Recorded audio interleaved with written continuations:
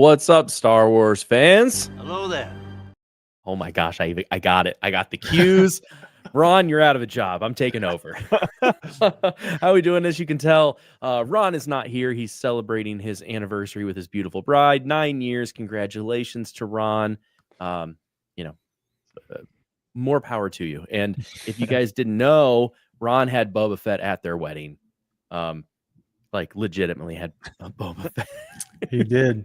I believe you can see that on Instagram. You Oh, can. he posted on Instagram. That's Yeah. awesome. You can. I don't know if I know he uploaded a bunch of pictures, but I don't know if that was one of them.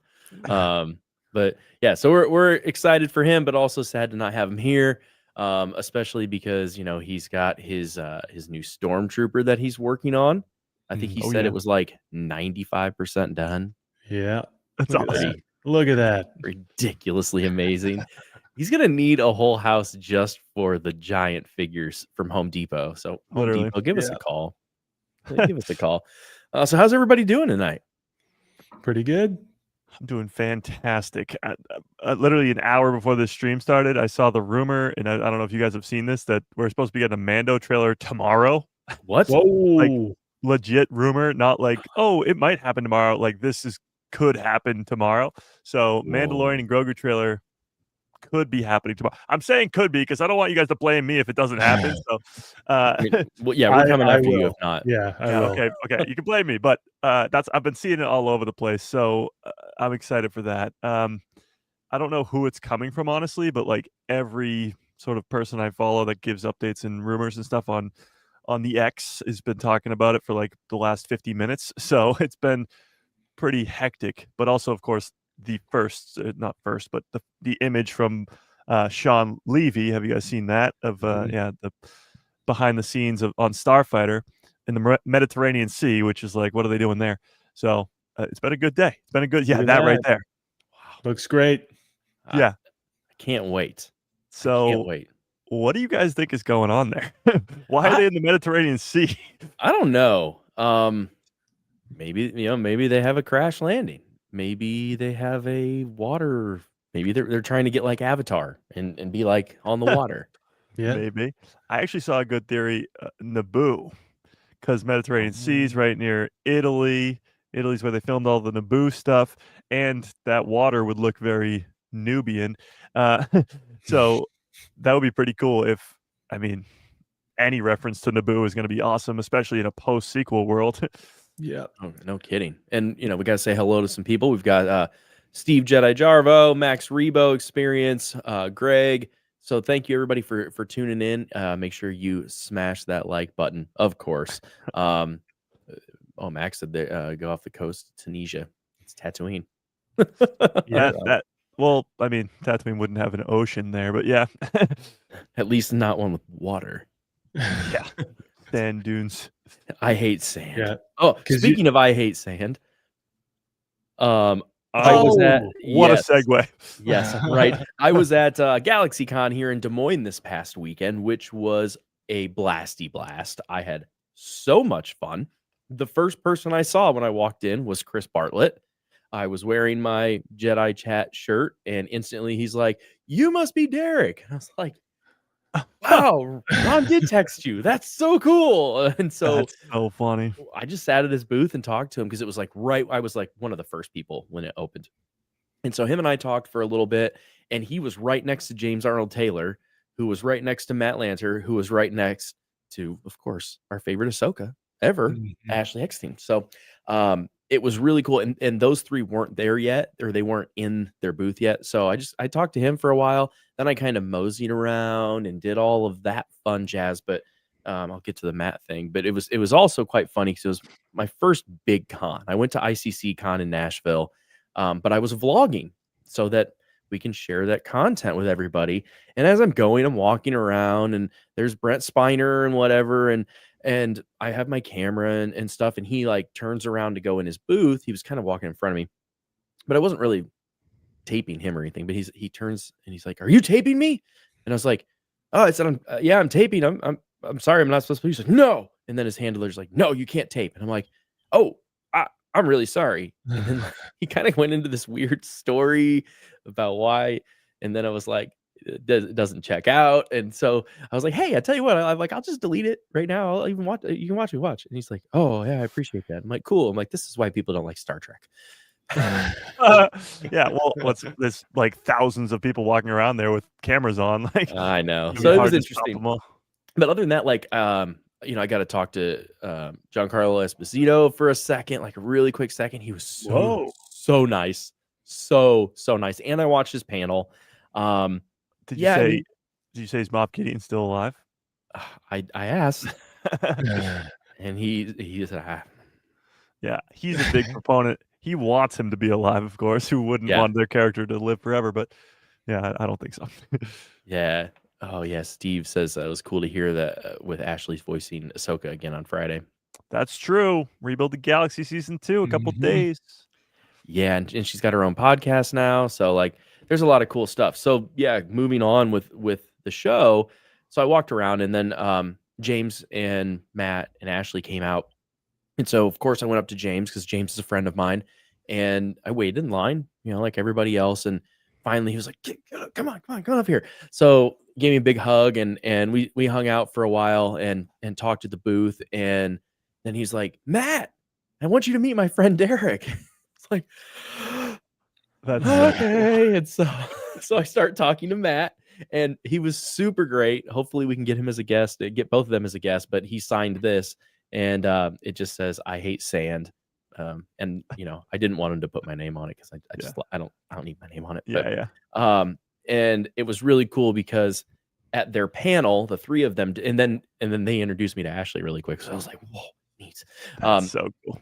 And so at their panel, they're talking, and of course they come out, and I was like in the front row, and James is like, hey, and Matt's like, hey.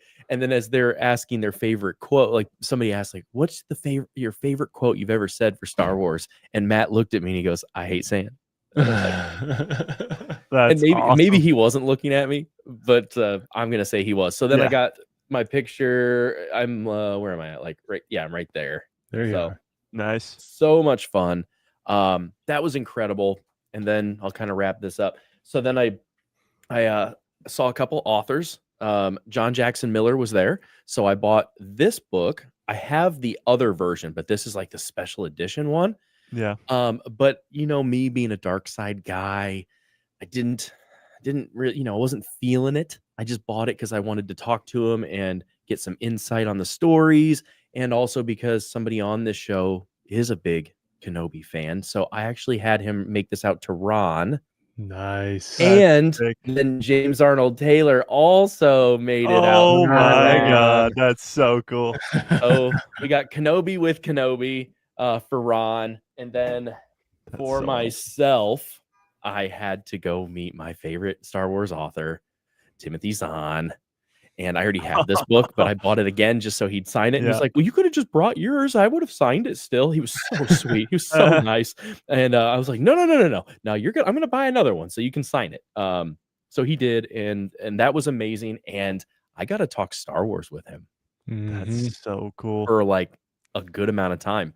And I'm not going to say everything that he said because I don't want to start controversy, but I will say, he said he's reached out because I asked him, I was like, so like, what's going to happen in Ahsoka? Like, are we getting the chiss? Are we getting the grist? Are you helping with this? He's like, I've reached out. They don't seem interested.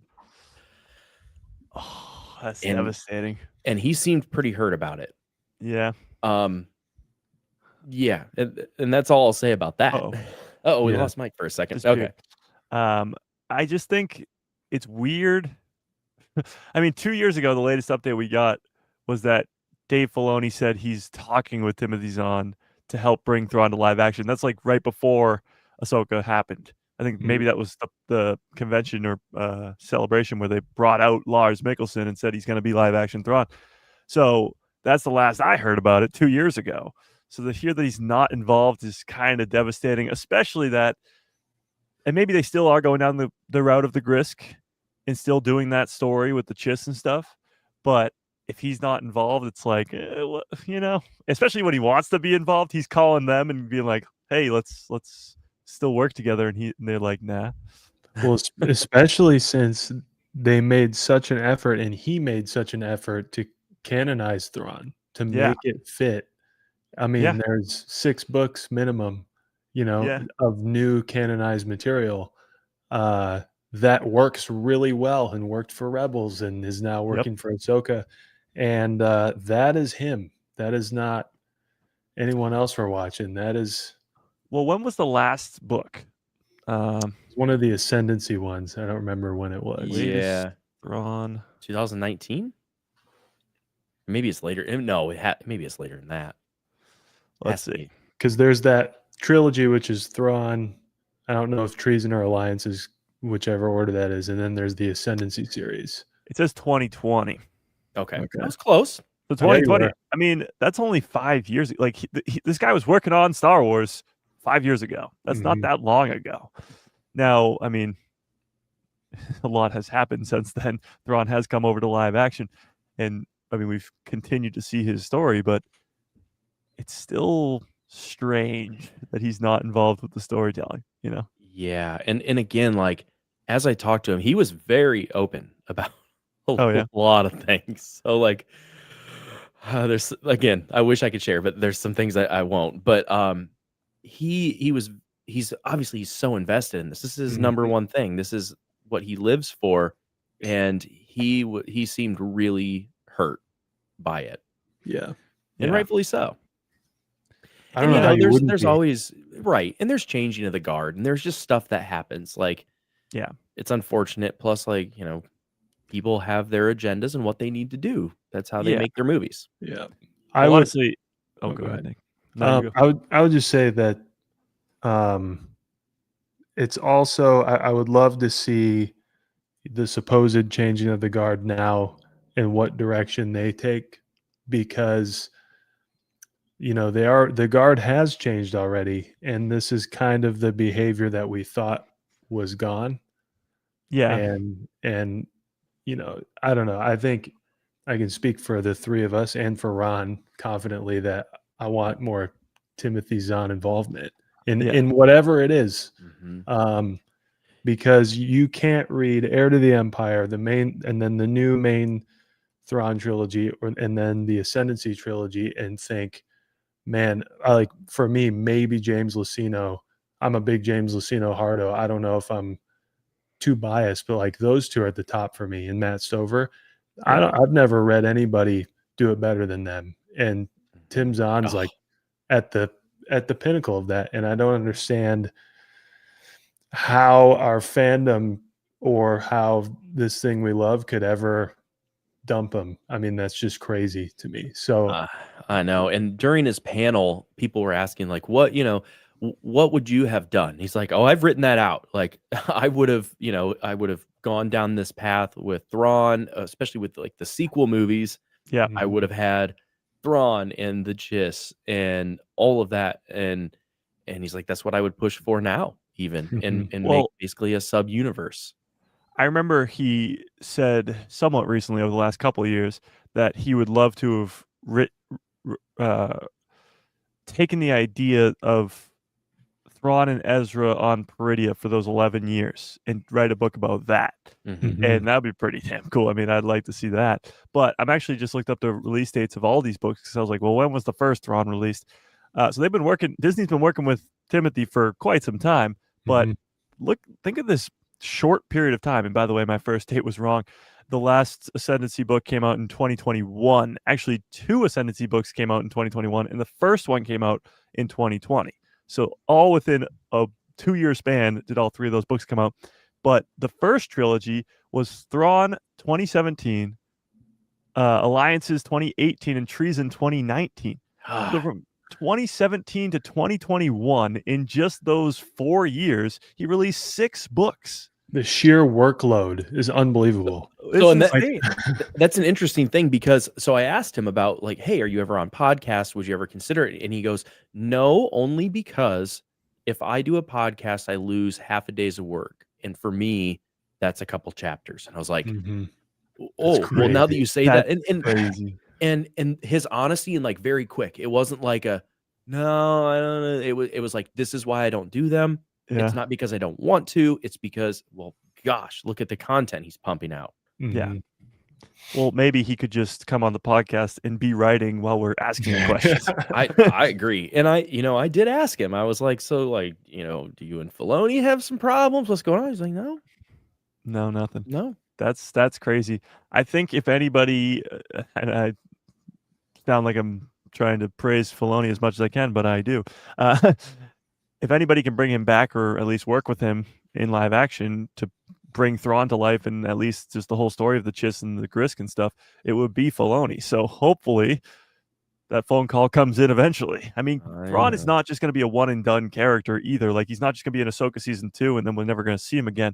He's going to be the future villain for the next couple of years at least. So hopefully Timothy gets that call somewhat soon. Yeah. I know. I hope so too, but it did not seem promising. I mean, Yeah. we need him. We need the There big he blue is. meanie. I'm gonna put something up here on the topic of literature because I think we have a new viewer in here. Papa Boz 66. Oh, yeah. Oh, from New Zealand. I saw his comment earlier. Yeah. Yeah. Welcome to the show. And since we're talking about it, what's your guys' favorite Star Wars novel, Legends, and canon? Okay. You want to do both? Yeah. I already Okay. got mine in the chamber. There you go. Well, I got my Legends one in the chamber, I guess. It's the Plagueis novel, and sort of the argument I have is that I see a lot of it as canon. Like, so much of that book I already just think of as canon, but it's just Palpatine is one of my top 5 favorite characters in Star Wars, and just his pure, I mean, the guy's the villain for 9 movies, but his genius, and then getting to see that and where it sort of came from. Obviously, Plagueis taught him a lot of stuff, and he sort of did it all on his own as well. But Plagueis got even better after watching The Acolyte, because you're like, I want more Plagueis, and then you're like, let me go reread the Plagueis novel. 17 minutes in. Here we are. Yeah, Back to there The you go. Acolyte. Back to The Acolyte. But I mean, that's what made me want more Plagueis, because in 2005, he mentions the tragedy of Darth Plagueis the Wise, and the only bit of Plagueis we get after that is the Plagueis novel. So, I mean, there's a bunch of great other Legend stories, don't get me wrong, but that one's just at the top of the hill for me. Well, let's just go around for Legends first, because I don't have my canon one yet. It'd be hard for me to not say Plagueis, but I will say the Darth Bane series. They're, oh my gosh, they're so good, and there's 3 books, and you get so many amazing characters. You get the recreation of the Rule of 2.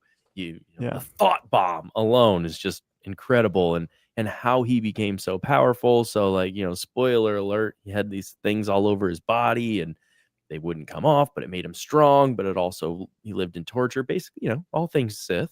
Yeah. So Fun. yeah, I'm gonna go with the Darth Bane trilogy. It's right up your alley. I know. The inception of it. I mean, all of the Darth books are the best. Come on. Yeah. I third you guys on Plagueis. It's just incredible. James Luceno is my favorite author. It was like just the biggest treat ever that we got to interview him. I was losing it. I don't know if you can tell on the interview, you guys, if anyone's watched it, but maybe a little bit. But in the spirit, like I agree with Mike. I just view that as canon, especially since James gave me the green light to think of it as canon. But because there's nothing to dispute it, and you don't really need to dispute it, it seems like you can plug and play it. So because, just in the spirit of getting fresh blood in here, I'm going to throw that book you just showed us, Derek, the Jackson Miller Kenobi book. Yeah. I don't know. Has it always been called Tales of Kenobi? I think it's just Kenobi, and then the Tales of Kenobi is the special edition. Got it. Yeah.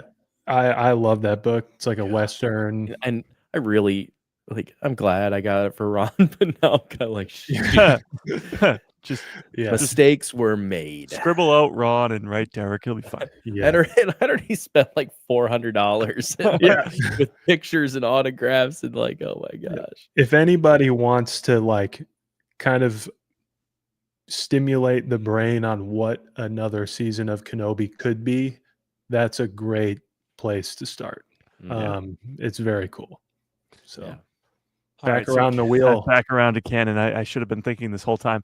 Well, there's a bunch I really, really like. I mean, most recently I re-listened to get sort of ready for Tales of the Underworld. I listened to Dark Disciple, and being a big Asajj Ventress guy, I think it's really cool.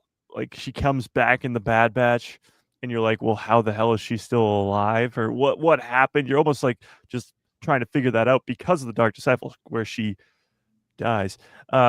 So that's a great one. You get Quinlan Voss. You get sort of the Jedi Order doing something they're not supposed to do, which is try to make an assassination attempt on Dooku's life. That stuff is really cool. And then other than that, I mean, the Thrawn books we've already talked about today, but pick any of them. They're all great. Master and Apprentice is really good too. But I'll stick with Dark Disciple. So the first one came to my head. I'm sticking with Dark Disciple. Okay. Again, there's so many that are amazing. Yeah, so I love this book. That's why I had him. I bought it again and had him sign it. But I'm gonna say Black Spire. I love the book because the park means so much to me, and it's almost like what the park was supposed to be. We were supposed to get all these characters and aliens and stuff walking around, and we didn't. But that's whatever. So I'm gonna say Black Spire. Nice. It is a great book. It's not just to everyone watching. It's not just a tie-in to the park. Yeah, like it's very legit. I love it. Yeah. Am I allowed to give an honorable mention or two? Sure. So I'm with Mike. I freaking love Dark Disciple. It's awesome. Yeah. I don't know. I'm pretty sure they don't come with a Legends band, but my number one is probably the Revenge of the Sith novelization by Matt Stover.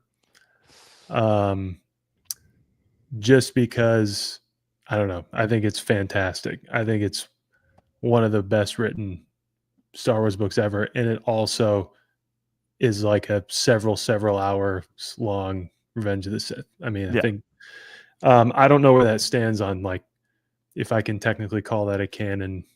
I think it is canon. I mean, all the movie novelizations I think are technically canon. Let me look at it. Yeah. So I think they're canon unless something shows up on the screen that's different. But which does happen. But I'll throw an honorable mention that doesn't exist, and not to bring it up again, but I'm gonna. James Lucino said that he really wanted to write a book about the time period that would have had to have existed at some point when Palpatine is grooming Dooku and Plagueis is still around. And the paranoia triangle of power that would occur. Because he claimed that he thought Dooku could have went all the way with it, and it just didn't work out for him. And I would put that on the top of my list, and it doesn't even exist. I just have that much confidence in that idea. I'm glad you said that, because we want to talk about things that doesn't exist. That leads to another segue that like I remembered was the panel with James, Matt, and Ashley. And I mean, there were some incredible questions. Of course, they were incredible. Amazing panel. And one of the questions was, if you could be involved, and I wrote this down, if you could be involved in a new series, what would it be? And Ashley and Matt had cool answers. And James said that he would love to have a series about Obi-Wan and Satine's love. And then the next question, because somebody like audibled their question really quick, would that involve Satine's nephew being your son with Satine?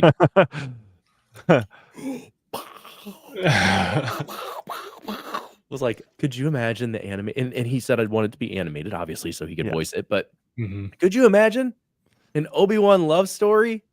Oh, yeah. Honestly, they could do that in a way. They could do that with a Tales show. Like just sort of a quick 3 episodes of Obi-Wan and Satine sort of love affair thing. Like, that'd be pretty awesome. I mean, it doesn't have to lead to them having a child together, which Corgi or whatever his name was. Mhm. I don't know. I think that's more of like a Darth Jar Jar type theory, but yeah. Yeah. But I I think it was just it's obvious he thought about that. Like Yeah. Mhm. he's been thinking about that. True. Yeah. And that was my favorite question from that panel. Like there were some great questions. And of course, there's some like, okay, sit down, please. But that question, like you could see like James is like, I've been waiting for this one. And then my mind's just spinning of like, yeah, like what would that look like? Would that be a full like 8 episodes? Could that be a short thing? Yeah. I would love to see like the in and outs of him getting to her. Mhm. The problem with that, though, is if he's telling us this story at a panel at a convention, it's probably not in the works over at Lucasfilm. No, it's Yeah. definitely Yeah. not. And Yeah. they made that very clear. And actually, all 3 of them said like none of them have anything on the books right now. Yeah. I But could that see that. changes fast because like Matt and Ashley just did some more stuff for Lego. Yeah. And James has done stuff for Lego in the past. And so things pop up all the time. And I if new could games see- start coming out, True. I could see maybe Matt, if any of them, being in the Maul series, like to voice Vader, and maybe, I mean, not obviously Anakin sounds different than Vader, but maybe some sort of flashback sequence and stuff. I don't know. It'll be interesting to see how the Maul show plays out, but I wouldn't be surprised. I mean, James does a million different voices, so I wouldn't be surprised if James is in there. But it'd be cool to get maybe Ahsoka or something back, because we don't really know what Ahsoka's up to at that point in the timeline either, other than that she's in hiding from Tales and then she comes out of hiding. Mhm. But I mean, maybe in that series, but yeah, when you look to the future, there's not really any places for them to go. yeah. Matt did have a cool comment. And this was before the question and answer section. He was talking about like when he was doing the voice of like when the helmet was crushed or whatever, and he was doing the Anakin voice. And I didn't know, and maybe this is more public knowledge, but I didn't realize that they layered his voice with James Earl Jones. I didn't know that either. I didn't know, actually, honestly, that they used James Earl Jones for Rebels, but that makes sense. Did they have James come in did. the booth? I think they did, because this would have been 2014. Yeah. Huh. Yeah. The more you know. I was just kind of like wait, what? Whoa. It went past so quick that I was like, yeah, that's really cool, because it's definitely Matt. I mean, that's clear in Rebels when he says Ahsoka to Ahsoka, Mhm. and that's great. But yeah, I mean, that's like Kenobi before Kenobi when he takes off the mask and it's Hayden, and then yeah, that's really cool. On a similar note to the Obi-Wan Satine drama, it's crazy that came up, because I saw, maybe one thing led to another. I saw someone post on like one of the Star Wars Reddit pages an image from Attack of the Clones, the image where Obi-Wan first confronts Jango Fett on the platform in the rain, and the I don't know, the text in the thing was this moment really weird for Obi-Wan, given now that we know he has a history with Mandalore and he sees that armor, like, what the hell is going on? I'm tracking a bounty hunter, and this is a Mandalorian armor. Like, is this does this start, I guess the explanation is like, what do you what goes through Obi-Wan's head when he sees someone perform like a Mandalorian? And then were they even really armored up ever on Mandalore when he was there, because they had kind of done away with that thing? It's just kind of a... That is really interesting. I would assume he's seen a Mandalorian armor before. Yeah. But maybe he's just like, maybe he knows that like somebody could have stole the armor, or that Jango might not be a Mandalorian. He probably knows that there's a split in the Mandalorians too. Like there's not, they're not all good guys type deal. But even just emotionally being like, whoa. Yeah, true. Like, true. I'm now more he was already invested in the investigation, but like now it's a little more personal. Like most things in Star Wars, they just, certain scenes become more effective or more meaningful as time goes because you learn so Yeah. much more about the story. Yeah. And then Steve had said it'd be such a joy to have Ashley on another call and come back and voice Ahsoka again. Oh my gosh. And I mean, of course they all want to. One of the things, somebody asked her, would you have wanted to play Ahsoka? And like this is pretty well known. Like that hurt her pretty bad too. And you could see like everybody in the room's like, it's kind of one of those questions we don't ask her anymore. But you could see like she took a deep breath and she was like, I would have loved. And I was like, oh, we know. I would have too. brutal. And like I love Rosario Dawson. I think she did Yeah. a phenomenal job. But man, I wish Ashley could have had a shot. Yeah, I mean, I think it would have been difficult. I think Rosario does a great job. But when you look at the reverse, both Matt and James are playing characters that were live action first and played by different actors. So, I mean, I guess it works the same way. Right. But yeah, you don't want to ask Ashley Eckstein that kind of question. What do you do? It's like, duh, let's go away, people. That's brutal. Speaking of panels, we did a little teaser on the thumbnail because I was in a panel that was really awesome. And that was Karen Gillis or Gillan. Yeah. So she was up there talking, of course she's in the Avengers and all of this stuff. And so she's Nebula, right? Yeah, she's Nebula. Yeah. And she's in Guardians, so she's worked with James Gunn, and the panelist asked her, not somebody in the crowd, the guy doing the interview with approved questions, said, would you want to work with James Gunn in Star Wars? And I was in the very back. I was like a wall sitter in the back, and I like stood up. And I was like, do you? And she was like, I would love nothing more. I will call him and ask him to be in it. Like, is there time? Is there time? Is there time? The problem is, I mean, James is the CEO for DC or whatever it is, co-CEO over at DC. So I don't know if there is time, but right. I think anybody and everybody would love that. I know. James Gunn in Star Wars. I know. To your point, Derek, that's a wild approved question. Yeah. I also agree. And because he said that he's not interested in directing for Star Wars. It's just weird all around too, because like that's not really been something that's like been rumored or anything, like James Gunn coming to Star Wars.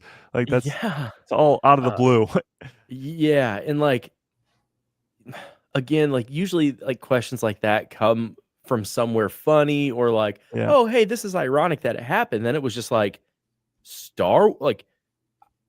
I still am having a hard time figuring out how to react because she was a gem of a human. Like, she's got that Scottish accent and she's an incredible actress. Like the stuff that she can play is incredible. Yeah. And I'm like, are they doing something that we don't know about and hoping this gets leaked? So if this happens, we leaked it. We heard it here first. Right here. Yep. And and her whole panel was wonderful and talking about Guardians and the makeup and all of that stuff. And then he asked her, like, if you were in Star Wars, would you like do this, like the same kind of makeup? If like, would you want to do that? And she goes, no. Hard no. So she wants to be a face character. Well, I mean, the big news now of the picture today of Ryan Gosling, they're bringing over bigger actors and actresses into Star Wars. She is not like a Ryan Gosling level, but she's still a big time Avengers cast member, like Guardians of the Galaxy. She's been in a ton of things.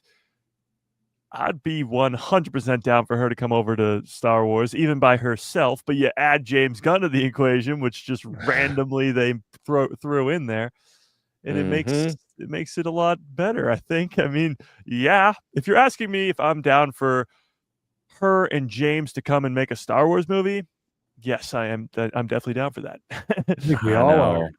Gosh, and like I just want because I wanted to ask questions after that, but I was so far in the back of the room Yep. that I couldn't get up there, and the line was too long. And even still, I'm like, whoa, what? I can't. I was like texting you guys. I'm like, this just happened. I don't know what to make of this.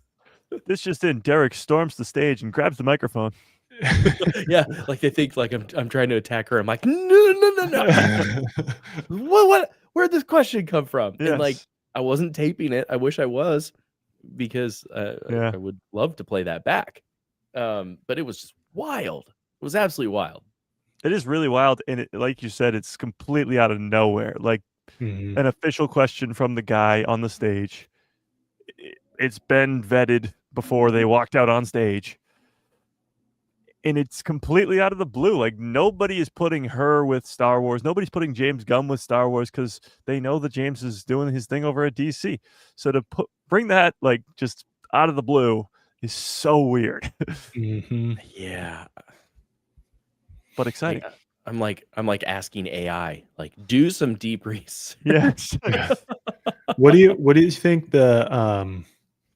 is there any conflict with, the overarching studio being Disney over Lucasfilm? Is there any conflict with James Gunn having left the Marvel umbrella and then would be coming back to do Star Wars, or is it okay for Lucasfilm to hire whoever they want? I have no idea. I think that's a them question. I would imagine if his DC stuff goes well, they would love to take him back. Yeah. Yes, but the problem is he's not just a director over there, just directing the Superman movie. He's the guy. He's the co-CEO with Peter Safran, so that's a little bit different. But it's not like he left Marvel on bad terms. Right. Granted, they did fire him, but they fired him before making Guardians 3, and then they brought him back and made Guardians 3. So he didn't leave on horrible terms, but he's just got such a big role over there that I don't know if he'll have the time or if he's even able to come back and do a Star Wars movie, sadly. Well, there's a lot of time. Yeah. Only time will tell. Max Rebo said that'd be like Filoni directing a DC movie. I don't think so.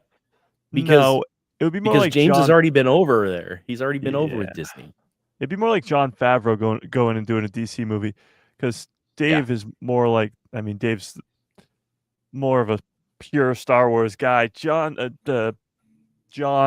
did Marvel, and now he's doing Star Wars. And if he went to go do DC, it would kind of make sense. Agree 100%. So that was most of the panels. John Carlos was great, but it was mostly like all the same questions. Breaking Bad, Moff Gideon. No real insight that we didn't know. Yeah, they're like, you're a goat. Just tell us how great you are. You're in pretty much everything good. Star Wars, Breaking Bad, Better Call Saul, like The Boys. You're just in everything. What was the one? Once Upon a Time. He's the mirror in Once Upon a Time, and that was the thing. I was talking to somebody else about this too, of like how great he is as a villain, but he's not the same villain in everything. Like, you get some people that like Danny Trejo, same guy. But like, that's okay, because people are good at what they're good at. He can play a lot of different villains. Yeah, true. Man, and he could even play. Hasn't done it in a while, but he could play a hero if they wanted him. Yeah. And then my last thing from GalaxyCon was I was walking through, and they had this booth, and they had the Darth Maul Donald Duck rubber duck. So not only do I have a Darth Maul Donald Duck tattoo right here, it's hard to see right here. I also have a Jeep. Now I'm not like the duck person, but it was pretty cool. It's like I grab it off their shelf, and I'm like, oh my gosh! And everybody's looking at me like, what? This is weird at a convention. And so I was like, look, and they're like, oh my God, can we take pictures of this and share it on our website? I'm like, yeah. You want to give it to me for free? They're like, no. But so yeah, that was that. And I also bought some like comic books from like some authors that I was walking around, and they had a good sales pitch. So I was like, I'll buy some. I'll give you some money. Why not spend more money? Yeah. Spending it in the right places. Duck Maul doesn't have any legs either. Too soon. Oh, Poor guy. At least he's getting was his there- own show. Yeah. Was there anything Skeleton Crew? There was not. I did get to meet Bill Farmer, who is the voice of Goofy. That was pretty amazing for me. There you go. Also, I didn't see the girl who plays the armor. I don't know. I don't think she was there. She was supposed to be. Okay. Swallows? Emily Swallow. Emily Yeah. Swallow. Got it. Derek, Got it, you know? Derek, who is Goofy on your tattoo? Um, Do you have? I a was going to do. Goofy? I'm going to. I don't have Okay. all of them done yet. So it was between Jar Jar. So it goes off a toy series that they did, and it's either Oh, between Jar Jar or Cad Bane, and I think I'm going to go Cad Bane. Nice. He was Nice. also. I think he was also Darth Vader, but I'm going to do Mickey as Darth Vader, because it's Mickey, and Darth Mhm. Vader's goat, Yeah. Mickey's goat. So yeah, I think. What do you guys think, Cad Bane? Yeah, I mean, personally, yes. I think Goofy and Jar Jar personality-wise go together, but Cad Bane Yeah. would probably be cooler. Yeah, but the toy looks so I bet. good. I Yeah. bet. That's awesome. Yeah, so I think that's where I'm going. And then Pete was Boba Fett and Django. So I will probably make him Django Fett, I think. Just for fun. Why not? Why not? And what else was I gonna do? Oh, I was gonna do Minnie as Dark Ray. because she was like Padme with the headdress, and one of them I'm only doing dark side. Daisy is actually Asajj because she's Asajj in one of the or not Asajj, the bounty hunter. Oh, Aura Singh. Yeah, Aura Singh. So I was gonna do her as Aura Singh. And then Chip and Dale were going to be Ewoks. There Nice. you go. And Huey, Dewey, and Louie are going to be stormtroopers. Nice. I don't think my arm's big enough. So I know. There's a lot of tattoos. I mean, I'm going another sleeve right here, but this Yeah. is this. I've already got one right here. So Mhm. this rest of this canvas, this one's going to get covered up because it's it's one of my first ones. It's getting blown out. It's like all the lines over the years of used to look nice and crisp. So I'll cover that one up. So I'll have from my elbow down to my wrist. If I have to go up a little bit, I guess I could up here. But I've already got my gaffy stick up there. Beautiful. Yeah. Mike, what's your next tattoo? Well, first I think I'm gonna get a face tattoo of Darth Maul on my face. There you go. And then I'm Attaboy. gonna get spikes surgically implanted into my heads, and then after that probably Gungan ears. Mm. Okay. Interesting mix. Then I'm gonna figure out how to take off my hand and get an Anakin hand, and then my other hand. I can help with that. Oh, okay. And then my other hand, I'm gonna take it off and I'm gonna turn it into a lightsaber. So it comes out of my wrists as a lightsaber, you know. And And then I'll chop off Wolverine? my legs so that I look more like Darth Maul. All right, like Wolverine, and then with Yes. the light. So instead of going like this and 3 prongs come out, sure, a lightsaber comes out. Isn't Dewey a little short for a stormtrooper? It just makes me think of Family Guy. Sit there and rot you. Yeah. Yeah. Oh my gosh. But yeah, overall, the convention was really fun. Yeah, I really enjoyed it. Of course, it's mostly Star Wars. There's a ton of other stuff, but Star Yeah. Wars was the big thing. And there were some other Star Wars type people there, but Yeah. those were the big ones.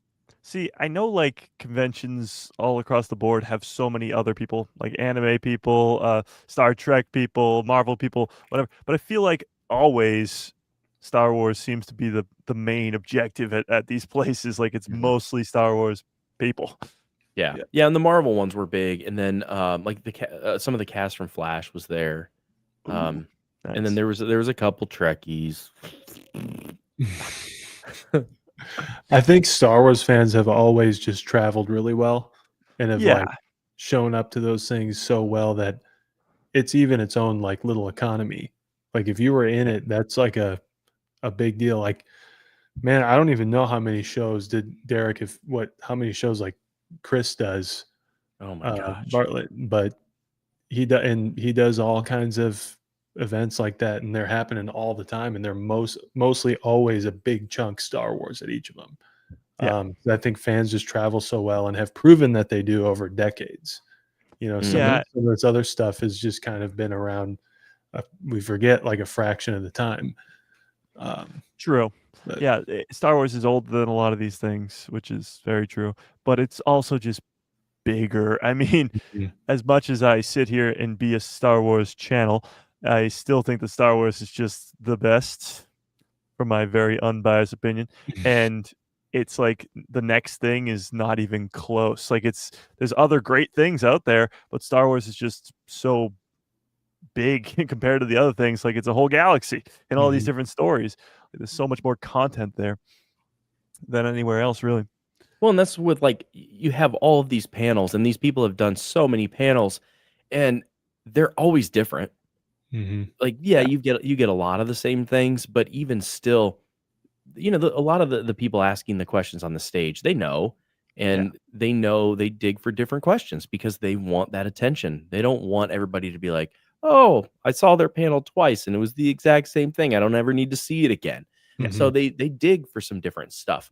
Um, but like it amazes me how many people show up to those panels and how many panels there are and how broad we can get with that. Like Mike, like you were just saying, like there's so much to still explore. Yeah. I mean, we've focused on the same 80-ish years of the Skywalker saga for the last 50 years. This is a whole galaxy. We got 25,000 plus years before, an infinite amount of time after, and a whole galaxy to explore even still in those 80 years. So Mhm. it's plenty of storytelling to be had. Yeah, I mean, this is a long time ago in a galaxy far, far away. Yep. So, And where do it's 2025 and we just recently got introduced to a completely new other galaxy in the galaxy far, far away, which is just insane. But it That's does bring us to newer stories, which is the Starfighter. Post Mhm. sequels, new characters, new stories, new everything. That water planet, which is from that sort of Mediterranean Sea behind the scenes image, if you want to bring it up again, Oh, yeah. um, I got you. it could be a brand new planet. Like this could be something completely new. I don't know. Interestingly, a couple things that people pointed out to me was on this picture. It's kind of hard to tell, but there's a blaster in Ryan Gosling's sort of belt or whatever that looks a lot like Han's hilts to or handle to his blaster, and then there's some weird like double handlebar thing going on under his arm, which is might just be the design of the speeder bike, but it's a little strange. Yeah, are they both on those handlebars? Well, Is that there's what like they're standing on some sort of craft um in the middle of the ocean seemingly. So I don't know. There's just so little we know about this movie that they could just be like hover biking across the Mhm. ocean, which would be kind of cool. Yeah. Regardless, I don't know. We just have so little to base any of this off of because we don't know any story plot points or anything. But I don't know. I love the how we're assuming the continuation of planets with one specific natural feature for the entire planet too. Yeah, I mean, until Yeah. proven otherwise, Yeah. there's not many planets that aren't just one Yeah. biome. Yeah. I as you guys stated, I think we're kind of in a situation where from here on out the galaxy and other galaxies get a lot bigger, or the universe gets bigger, maybe is a Yeah, better way to put it. Um, yeah, Even with stories that we're now familiar with, Mandalorian and Grogu, Ahsoka, all that stuff we're familiar with where they come from. I think from here on out for a while, we're about to be getting a much bigger Star Wars universe instead of, uh, like we talked about like 4 weeks ago, we're not. No one's really itching or expecting a Vader series or something like that. yeah. We're jumping off, and that's great. Mhm. Yeah, and even with the content we're getting now, it's sort of jumping all over the place because Ahsoka, it's still gonna be Ahsoka Tano, who's a main character, but she's off doing something completely different, which could be introducing like Mortis gods and Abeloth to canon and normie fans, which is just insane. But that's not really the main story. Like the main story is still Luke Skywalker, his Jedi Temple, Ben Solo falling to the dark side, and then the sequel trilogy. Like, this is a completely different off-branch story just happening at the same time and expanding the universe in these crazy big ways. And I just could not help but laugh. But Max Rebo said climate change hit Hoth hard. If that's Hoth, that would be pretty funny. Covered in water.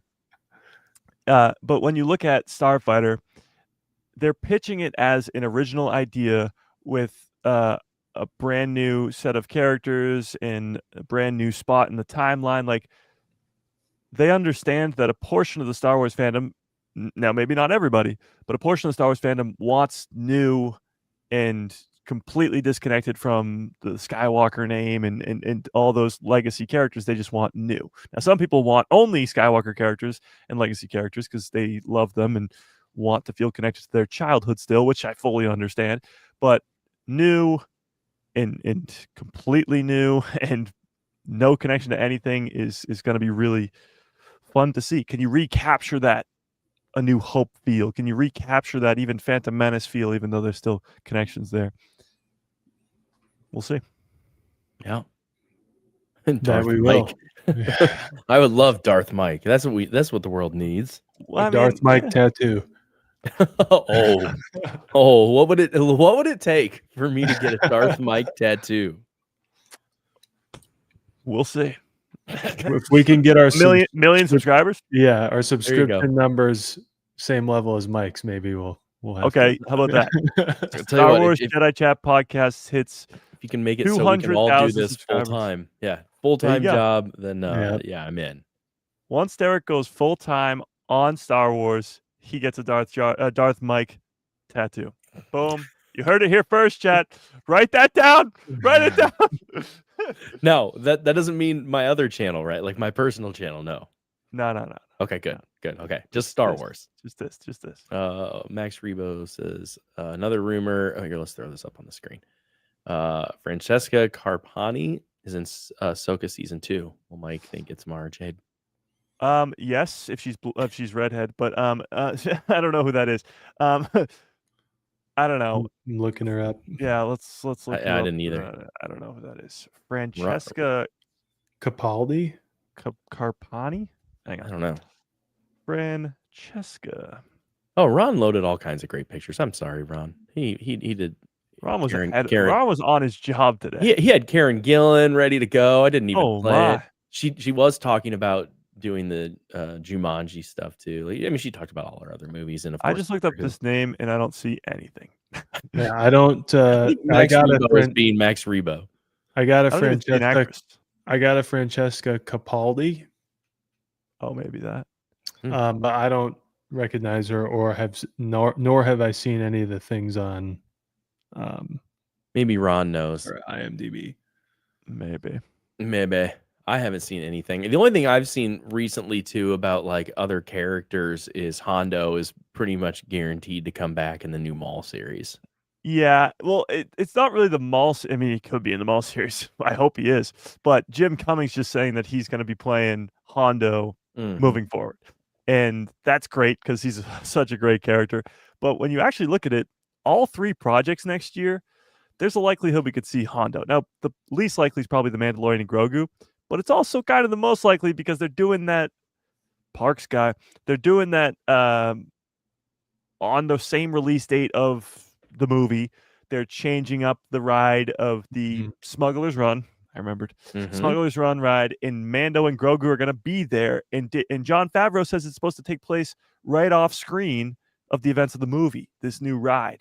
And that's the Millennium Falcon, Hondo Ohnaka, Din Djarin, and Grogu all in the same place. So maybe Hondo could be in the movie, which would be great. That would be stellar. There's that one. And then there's Ahsoka season 2, which Hondo, well, as we know from the park, is a part of the Resistance. So he's around at least that long. And he has a relationship with Ezra Bridger. They had that whole arc in Rebels before. So he could be in that. And then, of course, Maul, which is probably realistically the most likely, because it's the underworld, pirates, he's had some confrontations with Maul in the past. But Yeah, I'm here Hondo. for it. followed him for a hot minute. A lot literally more half an Honda. episode. Yeah. I mean, I definitely have I, a Hondo Funko Pop that was like a park exclusive. I don't know where it's at. I have way too much stuff. Never enough. Never. I was pretty confident when we were all talking about Skeleton Crew that he was going to be in it, and he wasn't. So I Yep. was a little bummed. So I'll be happy to see him in There anything. he is. There he is. Oh, that's awesome. Yeah. Actually, you know why my girlfriend Sam's the greatest? For our anniversary, she got me a couple things, but the best one, and we just watched this. So we're on a little bit of a backstory. We're on season 7 of the Clone Wars now. We're about to hit, like, Bo-Katan just showed up to Ahsoka as she's doing the stuff with the Martinez sisters. So we're about to hit the Siege of Mandalore. It's going to be awesome. But we just sort of got to her favorite character is Ahsoka. So when she leaves the Jedi Order, she's so bummed. And then I'm like, wait, season 6 is really good, even though it's short, because you got Fives in that whole arc of Fives figuring it out with the chip, and nobody believes me. I was framed. Look at this. Ooh. Yes, I have that one. Clone Trooper 5. Nice. Like, that thing is so cool. Where is But yeah, that? she cried when Fives died, and I was like, wait till we get to season 7. Yeah, hold on tight. Yeah. Oh yeah, So I've that got was Fives over here. That whole line that they did with, like, those are like one of the few I left in the box because the box is so cool. It is such a cool box. But the weird thing, like, they always show the back of them, like the characters that they come out with or whatever, like the line of them. It's just him, Boba Fett, and Kylo Ren. Like, this is weird. Yeah. Well, but they'll do that, and then they'll also have like other ones that are similar to that. So like there's like the just a plain stormtrooper. Yeah. Like I've got like Luke. So yeah, there's lots. They can make the pop figures cooler and cooler, but the boxes can be cool too, you know? Yeah, and I'm with you guys and Steve. I wish he would have been in Honda would have been in Skeleton Crew. That'd have been. Honestly, I think Skeleton Crew, it didn't get watched by nearly enough. It's such a great show. But they saw that the whole conversation for weeks and weeks and weeks was about, will Hondo show up in the next episode? Like, I was talking about it every single week because I wanted him to be there so bad. And maybe they saw all of us begging for more Hondo, and we're like, wait, that's a good idea. We can have Hondo be everywhere, and then they'll be giving us more Hondo. So hopefully, as a fan, I feel like we should have that much power, you know, but probably not. Yeah. I mean, on that note, like, do you think I noticed our thumbnail with Karen Gillan news? Like, is that a Mara Jade tease, since we've been getting teased about her for the last year? Oh, that's a very red hair. Yeah, I don't really know. Oh my gosh. Oh my god. I mean, no.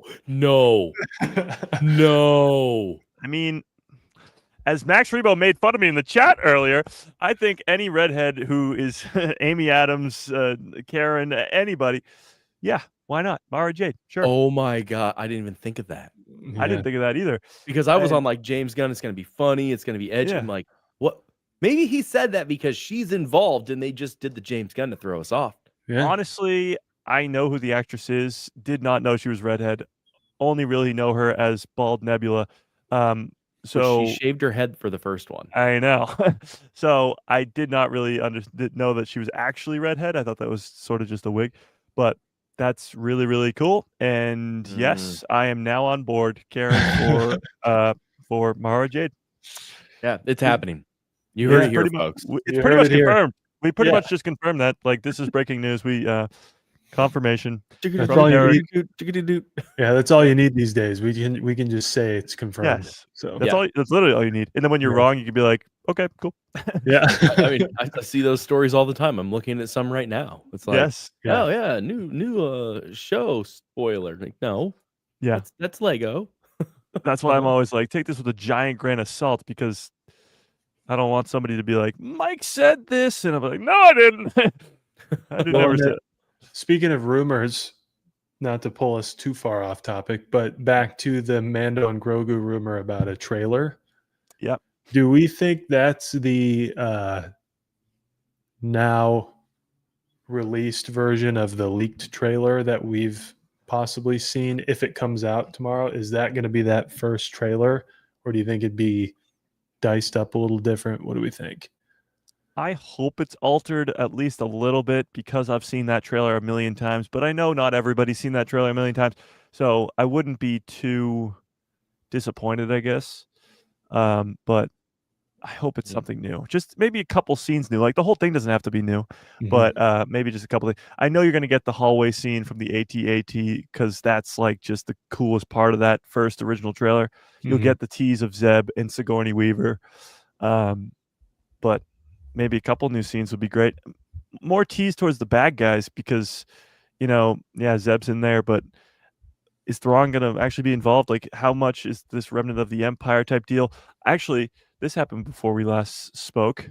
I'm seeing another behind the scenes photo of Ryan Gosling here, but he's wearing some sort of hat. Oh, he's wearing the hat that he wore to Celebration. Never tell me the odds. That's pretty cool. But he's on set, and if you pull up that picture again, Derek, of this, I'm bouncing around, but his face is all beat up too. And Gosling, that's pretty crazy. Okay, but getting back to Mando and Grogu, I'm gonna leave that up there. This is for the ladies. I mean, and back to that. Thank you. Well, I mean, why did he get beat up? Like, what's the deal there? Like, is he protecting the kid and he just got absolutely beat up? I don't know.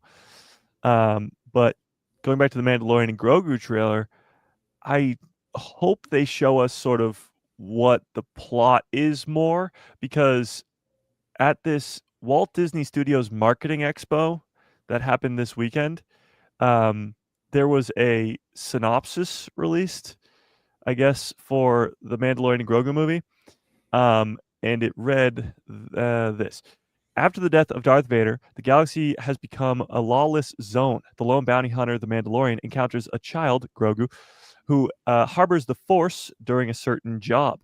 Feeling a mysterious bond with Grogu, the Mandalorian set out on a journey with him, disregarding his own peril. Along the way, the Mandalorian and Grogu develop a bond like that of a parent and child. However, the remnant of the old Imperial forces begin to close in on these two. So that's sort of the setup. The old Imperial forces begin to close in on these two. Because the Mandalorian Season 3 comes to a close, and a pretty good close. Like, they reclaim Mandalore, Moff Gideon's dead. It's like happy ending type stuff. Where does this movie take off? Like, who's the new villain? If Thrawn's really not going to be in there physically, they have to portray the Empire as having some strength and there being some backing there. So I hope the new trailer, if it does come out tomorrow, gives us more of that, gives us more Imperial remnant, gives us some semblance of actual villainy, I guess. Yeah. It feels like they kind of said a lot to say nothing, because that just sounds like the three seasons of The Mandalorian copy pasted to, It honestly would make sense as like the opening crawl of the movie. Yeah. Like just describing what happened before. And well, I guess that's a good question to ask you guys. Do you think there'll be an opening crawl? Because Rogue One didn't have one and Solo didn't have one. I don't think so. So you don't think so? I actually think it will, because that it has 3 seasons before it. I think that, and it might be the beginning of a trilogy. So I don't know. I don't know if the opening crawl will be the same as the 1, 2, 3, 4, 5, 6, 7, 8, 9. I don't think it'll be the same as those, but Ahsoka Season 1 has that red lettering opening of describing what's happening here. And I think this movie needs something like that. Like Superman. Did you guys watch Superman? No. The newest one? Yeah. I do not like Superman. Okay. Never mind then. But the opening thing of the movie is just, it's a screen. It's like the snowy Arctic or whatever. And then it says 3 years ago, Superman appeared on Earth. 3 days ago, whatever. Like, it explains what's happening. I think the Mandalorian and Grogu needs something along those lines for normie fans who never watched the show, or for people who want to just watch this as their first coming into Star Wars. There needs to be an explanation of where we're at in the galaxy and what's going on, just like every Star Wars movie has, except for Rogue One and Solo. Yeah, Lobo said he thinks it'll have text but not a crawl, which, I mean, it could. I mean, you want to put some credits down on it? You want to make a wager? Should we throw a poll? Should throw up a poll? I think Oh, I got. Then I had to hold. Oh man, there's so much. Never mind. This is hard being the host. No, I'm doing it. I'm doing it. Oh, all right, do it. What's I agree. I think if will there be a crawl? Well, I think there'll be text, but that's a good point, Mike. That like you have 3 seasons of a show of exposition to like catch people up on. However, it depends on the tone of the movie. I think, if the Mandalorian Grogu is going to be a trilogy, I could see the tone of this first movie being like Star Wars back. Here we are. It's not. I hesitate to think that this movie, being the first box office thing they've had for a while, would just like basically be Mandalorian season 4. All right. I think the tone might be a little more, let's get people back in. Let's have this story kick off. But I think 100% there'll be something. If nothing else, like just a line, We have 100% right now saying no. Oh, that's only 3 Max. votes. Yeah. And I'm one of them. So, no. We got a yes. Oh, here we go. So, well, I look at it from my own experience. I watched The Mandalorian season 1 with my dad, and I can't even begin to explain how many times he asked when this takes place in the timeline, because it's kind of confusing. First of all, they're calling it Baby Yoda, which is hard.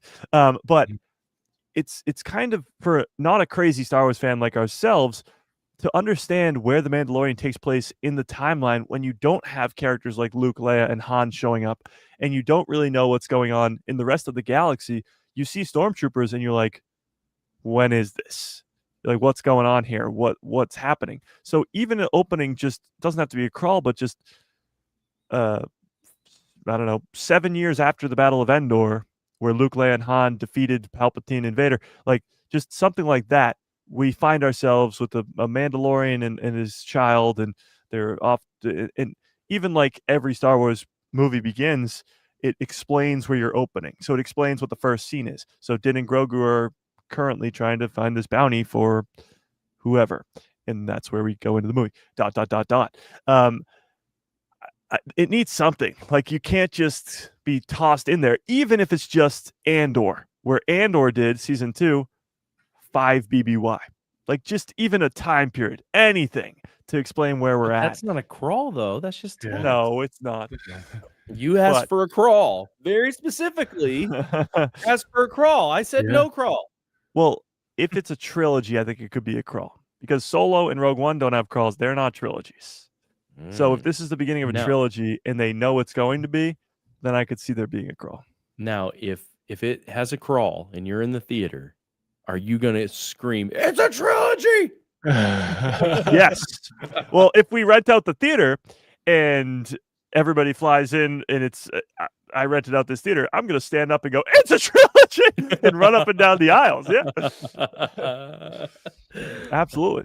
That's going to be fun. Yeah. I think there's also a way, like I said, depending on the tone of the movie, that they might just catch us up visually throughout the movie. I don't think they'll do like a big, huge, thick flashback or anything, but I think there are ways. I do think for the Mandalorian and the way that some of the best parts of the Mandalorian kind of flow, we could jump into that leaked storyline of, people who don't know them go like, "Oh, who is this guy? Who are these two going and doing this job with this hut?" Like, it's a cool, fun, Star Wars-y intro of this cool story that doesn't actually really affect the main point of the movie, where you get little tidbits of what's generally going on, and then future movies will elaborate, and that will get you to go watch the show. Like, I think I could see that being the case because of how fun the Mandalorian can be, and how when that started, we didn't get much. And it was just like, man, what's going on here? And then these episodic bounties, and it kind of explains itself as it goes. I have another idea, though. What if it started with like the hollow puck, and that's somebody telling what happened? That'd be kind of cool. Could be very cool. Explanation type thing. And it would fit into like what they already do with that. Yeah. It'd be a nice little nod to have, like, just like the hustle and bustle of Navarro, and have kind of like excerpts from the Mandalorian of Carl Withers telling about Navarro, Oh. telling about what happened. It'd be a nice little nod to like, yeah, and we would all, do one of these, and then people who And that's how wouldn't they could deep know, fake it, because they could do it as like the hologram thing. yeah, be like, welcome to Navarro. Here's what happened, and you kind of get the, Did we you know just what I break mean? the code? or it's like Carl Withers or Grief Karga, I guess, his funeral, and Din Oh, Djarin's explaining what happened. He's like, I started working for Grief when I was just a bounty hunter, found this little child. He helped me protect this child, and we had this whole adventure, and then he died however he died. I think that rips harder than a crawl. oh my lord. Maybe. Yeah. I Yeah, agree. that's real in here now, fellas. That's a big issue, though. How do you deal with Grief Karga not being in the movie? I don't know. Because he passed away long before they started filming, so he's not in the movie unless they deep faked him, which I seriously doubt it. It messed up Happy Gilmore 2 as well. Yeah. Mhm. Well, the problem is like Carrie Fisher. With Rise of Skywalker, they used unforeseen footage from The Last Jedi, and they used it and pieced it together to have her be there as Leia one more time. That works with that character. It doesn't really work with Grief Karga because he needs to play a role in this story. I don't think the whole movie's going to take place on Navarro. I actually think we'll probably maybe see Navarro a couple times, but they could use his character in a way to actually make the movie so much better without even having to see him. Like if he dies off screen or on screen in a way where Navarro gets blown up by somebody or whatever, that could be like John Wick, like you mess with his dog or like stuff like that. Yeah, like the catalyst to make him pissed off. Like just you don't mess with Din Djarin type deal. Maybe he's off on that mission that we've heard about with Stinky the Hutt and Embo, and that's when that happens. And he comes back to a destroyed Navarro, and then he's like, hold up, we got to fix this. And then maybe we get a nice sort of funeral moment where he's burying Grief Karga or whatever. So I think they'll utilize the character to help develop the story more. I don't think they'll just sort of waste the character and waste the opportunity to do something like that. Yeah, I agree. Oh, sad. It is sad, and it's hard because you have to do different things with different characters. Like Bale and Skull, they had to recast the character because there's going to be a lot more Bale and Skull. With a character like Grief Karga, he's not as integral to the story, but he's also a big part of Din Djarin's story, so he has to be there. But and no shade whatsoever to Ray Stevenson. Loved him. Yeah, may he rest in peace. But like you're also then replacing Carl Withers. Like yeah, I don't know. Like I don't know how you've. I don't know. Yeah, we it's talked about very that hard. before, but it is very hard. And honestly, Disney usually goes down the route of deepfake. I mean, even before deepfake was the cool thing to do, in Rogue One they did Leia and Tarkin deepfake. So maybe they deepfake Carl, but I still don't even think they'll do that. I don't think it's right. Well, but now deepfake is so much easier. Like you can do it on your phone now. It's wild. True. Yeah, that's what has me actually hopeful that we'll get maybe some Luke, Leia, and Han. Maybe not in the Mandalorian Grogu, but maybe later on in the trilogy, if we do get a trilogy. Maybe later on there. That'd be cool. Because they got to be involved in the story. It could depend on, like, Mike, you were the first one who brought this to my attention. The leaked Stinky the Hutt thing. Yeah. I agree would be more of a Jabba's Palace and Return of the Jedi situation where it gets us into the movie, the whole thing. And then whatever the point is going to be the last 2/3 of the movie, which I would assume would involve everything we've talked about today. You know, the Mandalorians have unified. What happens to them? Imperial remnants, whatever. Maybe bring in pieces of Ahsoka. When it starts to get that big, Grief Karga might not be a part of the equation anyway. But I do think in that beginning part where we're kind of jumping off from the fact that they've ended up as residents of Navarro, it's going to be kind of hard to figure that out. But I think once we get past that, again, the universe is about to get bigger while also working with what we already have. Yeah. Well, now that we're sort of talking about how this movie's going to open, it just, you guys have seen the leaked trailer, right? With the whole, So you know how the leaked trailer sort of begins with that AT-AT hallway scene type thing. What if that's the opening of the movie? Like it's just Din Djarin going badass, and then even in the trailer, the audio cuts over to Sigourney Weaver saying sloppy. That's sloppy. Like, what if that's actually how the movie just opens, where she's telling him that mission that they just went on is sloppy, but like you said, it just opens on a mission. Yeah. Like opens in the middle of action. I mean, like A New Hope opens in the middle of action. Like you have to establish how badass these characters are and how cool Din Djarin and Grogu, obviously, but Din Djarin is as a character to the people who've never seen him before you even get into the story aspects of this movie. Well, his opening anyway is badass. Walks into that bar on the and on the ice, does all that, and you're wondering who's this guy, but you're not like, man, I wish I had some exposition for an hour to figure out who this is. You're like, I'm here for it. Let's figure this out. Bring him in warm or bring him in cold. Yep, and that's all you need. And you're like, all right, I'm ready. Let the thing tell me how it's going to go. Recapturing that first episode in the first appearance of Din Djarin is going to be so hard to do, but I think they can do it with this movie too, where obviously you don't have the reveal of Grogu being a thing, but you can still have some pretty cool stuff be revealed in the movie and have Din Djarin still be the badass that he was when, I could bring you in warm or I could bring you in cold. Yeah. Greg had a good point. I forgot who Jimmy Smits was within one sentence of Benjamin Bratt delivery as Bail Organa, and like I didn't, but I definitely got into. I'm not giving you shade, Greg. I definitely got into him doing the part, and where like there has to be some kind of suspension of disbelief, like you have to just kind of go with what you got. Yeah, it didn't click for me the first time we see him because it's just that one right before that party when we first see him. I'm like, oh man, there it is. But once we started getting a regular Bail Organa, then I was like, I love this guy. Like this was a good move. Totally, and, I agree. Like I don't know, it would have been cool to see Jimmy Smits say tear the shit out of this place, but like that delivery from Benjamin Bratt was just fantastic. And I was like, that's I'm okay with it. And I didn't think about it after that. But I will say that first episode that he was in, I went like, whoa, In a way, I just wish there was a way for them to explain it. Like somehow, like in canon, explain why he looks different for that like couple minutes. Like that would be nice. But I know there's not. It's whatever. He's doing a new diet. It was the one that Jack Black didn't do. Jack Black and Lizzo were.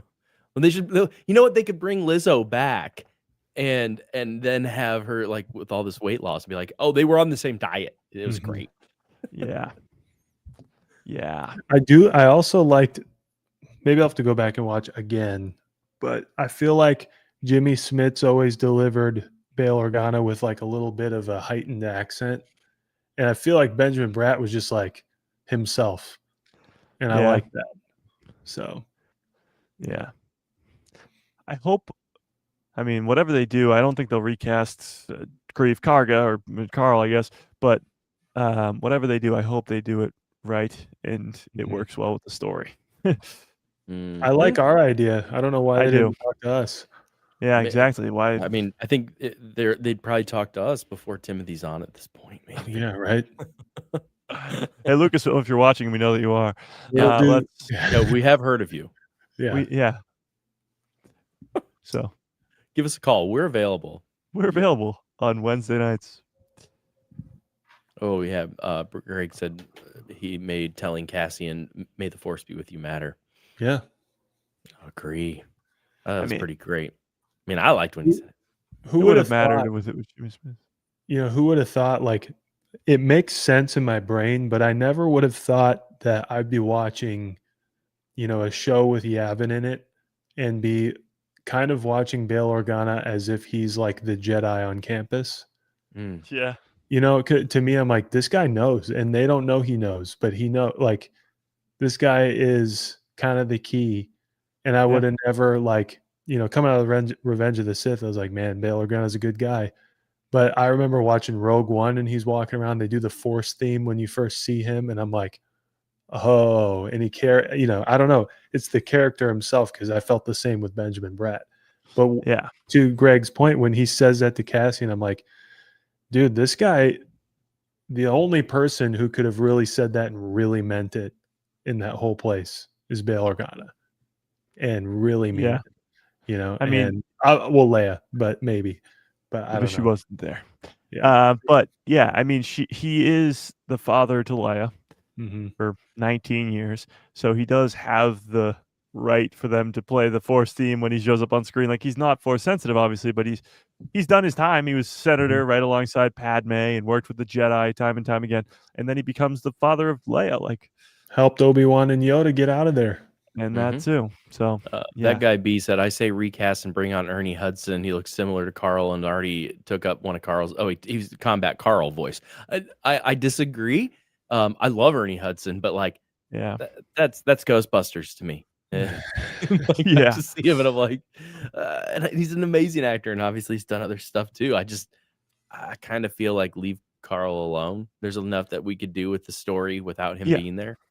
I think we already nailed it on the head. We already figured out what needs to happen. Yeah, It's going to be a there's funeral. Yeah, there's multiple ways they can do it where he dies off screen and there could be some sort of funeral. I think it's the best way to go about it. IG-11 gives a eulogy. Yeah. Or Well, like, you know, they gave IG-11 the statue in the town, so like they could give him a statue too. I could see that. yeah, and Cara Dune is the one leading the ceremony. There you go. I don't think so. They made up. You don't know it. Yeah, but they made up a lot later than the filming of that movie, sadly. Shh, don't do this to me. Okay, Cal Kestis comes in and he does Thank you. There you All right, go. we're back. There we go. We're back. We're back. Oh, And thank it'll be just right in the middle of the movie. He'll come like side swipe into the screen, and I'm Cal Kestis. breaks the fourth wall. Has absolutely nothing to do with the whole movie. Yeah, I'm in. I Little love wink. it. Well, it will be interesting to see what they do in terms of cameos in this movie, because they have the opportunity to have a ton, like we just talked about earlier, Hondo Unaka and the Millennium Falcon even just being in the proximity off screen, according to Jon Favreau. Like, they could show us anybody. They could show us Mon Mothma if he goes to Coruscant, or even if he just has a hollow conversation with the New Republic people. They could show us any of the Ghost crew, like Hera and all that. They could do whatever they want with this movie, really, but it's just more of a question: will they go the route of season 1, of Mando, where they tease Boba Fett with the spurs on the boots as he walks over to a dying Fennec Shand? Will they tease characters like that, or will they go the route of season 2, where it's Bo-Katan, Ahsoka, Luke Skywalker, Boba Fett, everybody you know and love is back, and we're doing it. So they can do either one. And they've had success with both, but I wonder which one they'll choose. Let's just do it. Yeah, let's just do it. I think part of it too is that they. Oh no! Oh, There he is. there he Oh is. gosh, he has something to say. Wait. This is a whole new level. I've heard of texting and driving and all this stuff, but podcasting and driving? My wife is driving. Hey, what's up? Happy anniversary! Thank you. You guys are killing it. Did Ron wear that shirt to your anniversary dinner? Yes. Always. Well, then you got a great husband. Yeah. I thought maybe you had something good to add. Okay, We'll start over. from the Okay, beginning. so there once was a guy. Galaxy. A long time ago. I was excited about that picture that I sent that I saw before, and I know you guys were talking about it, but that looks pretty cool. It'll be interesting to see if we get a new planet out of that, as well as some other cool stories. But yeah, being on the water like that is very interesting. That was a great shot for him to give all of us. Mm-hmm. Yeah. A very weird shot. Obviously, they're shooting on the Mediterranean Sea, but they didn't have to give us anything, honestly. Yeah. And to Mike's point earlier, there's water everywhere. I don't know why they have to be in the Mediterranean unless there's stuff around there to film on. But, Well, and they might be filming somewhere out that way anyways. They're like, hey, instead of going back over here, we'll just use the Mediterranean Sea. that's what I mean. You know? Like, Yeah. there's some cool stuff around there to film that has been filmed before. So, Yeah. Oh yeah. There it is. I just hope that. I mean, hopefully, maybe it's a new planet because if they're doing new story, new everything, new origins, whatever, new planet makes a lot of sense. Every Star Wars movie to this date has given us a new planet, at least one. Yeah, exactly. Which and again, they continue to expand the universe, and I'm guessing, I don't know, Mike, maybe you have, but I don't think any of us have memorized all of those planets on the map that they've given us. So there's probably a planet or two out there that we don't know yet, and hopefully it'll pop up and it'll be in that map already. I don't know. Well, Ron, I'm very honored that you think I memorized this whole map, but I did not. There's no way I could possibly have done that. But yeah, there's maybe it's like a Legends planet that they brought in, and they're like, okay, this will be cool. Let's bring in this, like they did with the Acolyte. Here we go. Baldemnik, or no, not Baldemnik. One of the planets where the Cortosis is. That's from the Plagueis novel. That's where, blanking on his master's name right now. I don't know why. Tenebris, thank you. Yes. That's where he dies. So, I mean, it could be something like that where they pull out of Legends and give something like that. It is not Camino, Max Rebo. It is not Camino. It doesn't. I wouldn't go to the Mediterranean Sea to do Camino. Camino is very, harsh, wavy. Scarif, if anything. No, I like Naboo, but, I like Naboo too. could be anywhere.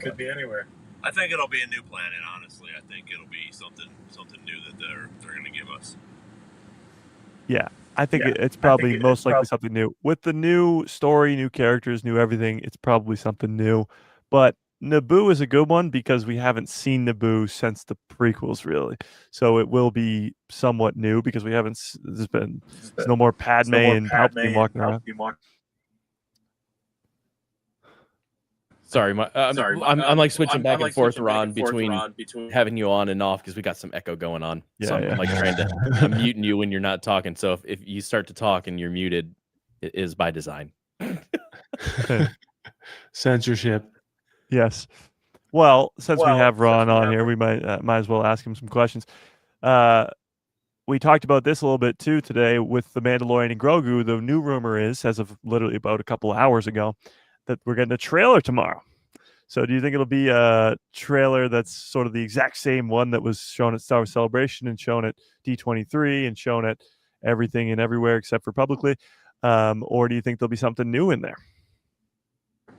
That's interesting. I would hope that it's something new. I would hope that they're not done with, but most people have probably seen it. They've either jacked it off the internet or whatever, but hopefully we will get something new out of it. I think there'll be some scenes from that trailer, but I think we'll definitely get some new scenes from that for sure. And I just hope that how reliable and where does that source come from? Honestly, I've been looking around. All I know is that everybody's talking about it. In terms of source, I haven't seen much, but it's been just everywhere. And usually these people don't run with this unless it's actually coming from a reliable place.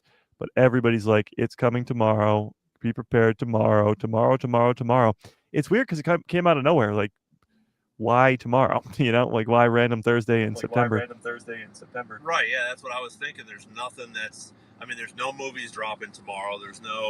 Unless they're doing it for the Miami Buffalo game or something, and they thought maybe they'd try to do that, during the NFL thing. But of course, because we know how good the Dolphins are. Why wouldn't they put it during that game? Hey, fair weather fan, why don't you go back to Boston?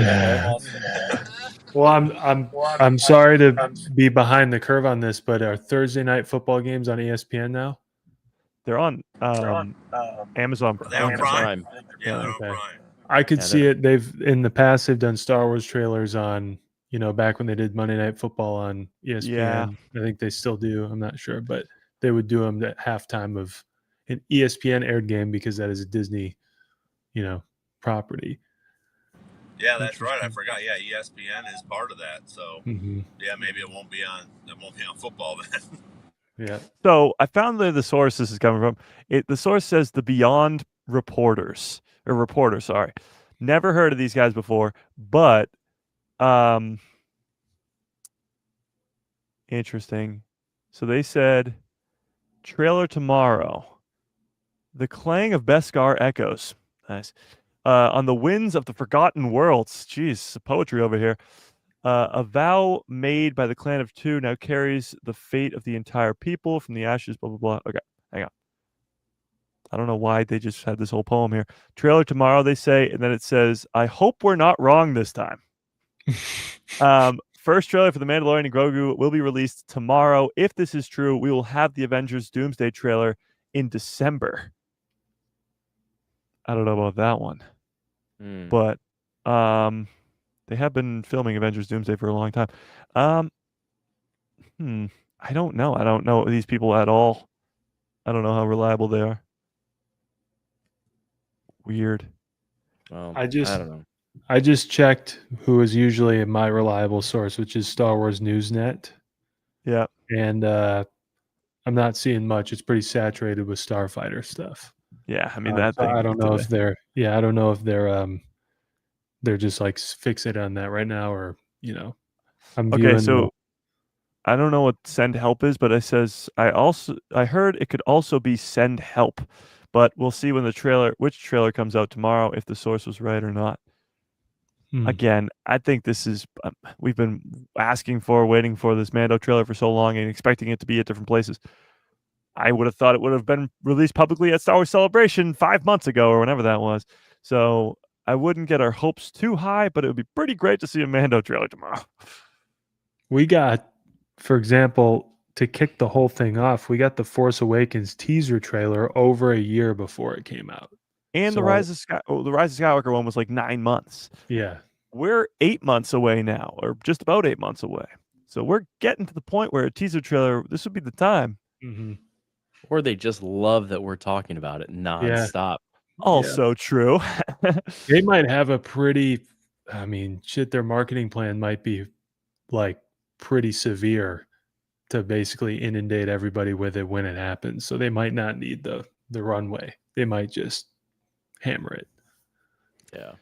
Yeah. I mean, I think because it's the first Star Wars movie in this amount of time, 6.5 years, whatever it is, and it's Mando and Grogu, and it's like all this stuff, they're trying to go back into the movie theaters for a long time with Ryan Gosling and Starfighter and sequels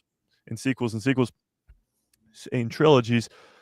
They know that they're going to need a success with this one, but they've, like, you look back at the Force Awakens days, the Last Jedi days, the Rise of Skywalker days, their promotion for those movies was unbelievable. Like, they did such a good job of getting people hyped up for those films.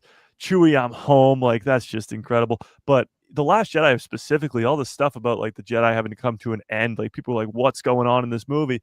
It ended up being a very controversial thing, but still, the advertising wise, they are on the ball with this stuff. Even the Disney Plus shows, as soon as it comes to like 30, 40 days before the show comes out, every single day is a new TV spot trailer type thing. So they really know how to do it. I just hope they start sooner rather than later. Agreed. Yeah. Yep. Me too. And tomorrow will be a great time to start. Ron, I think we lost your audio. Bummer. That's fine. What are you going to do? He's in the car. Just send it through the Force. It's fine.